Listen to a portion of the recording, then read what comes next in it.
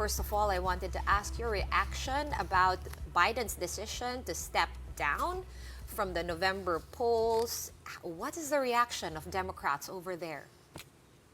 Thank you for having me. And I think for a lot of Democrats, frankly, it is a sense of relief. There has been this sense of dissatisfaction that, depending on your position in the party, has been either something you can't talk about but whisper behind the scenes, or that you've actively been pushing against for a little while. And so I think there's going to be a little bit of a breaking of the dam, where a lot of folks who have been very uncomfortable with Biden's candidacy so far are going to feel a little bit of that relief now that there's going to be a new candidate at the fore, and hopefully one who's more suited to the moment. Joshua, what do you think was the tipping point of that decision of President Joe Biden? Was it what happened to former President Trump? Was it the past debate? Or was it leaders from the Democratic Party finally speaking up?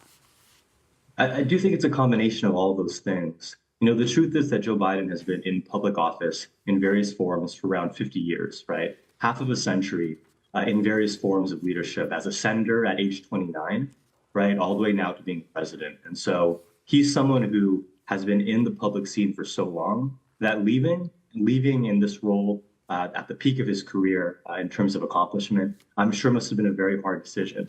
But I think that, when you see party leaders, both in the press and also publicly, starting to chip away at that idea of unified support, I think that for me is probably the biggest sort of straw that breaks the camel's back, if you will, because Joe Biden has a fairly narrow and trusted pool of advisors now that he's been in office for a few years now, and I don't think that simple online dissatisfaction or a few pundits would be enough. It really is that concerted pressure from party leaders, and I'm sure a lot of very hard conversations with his family as well.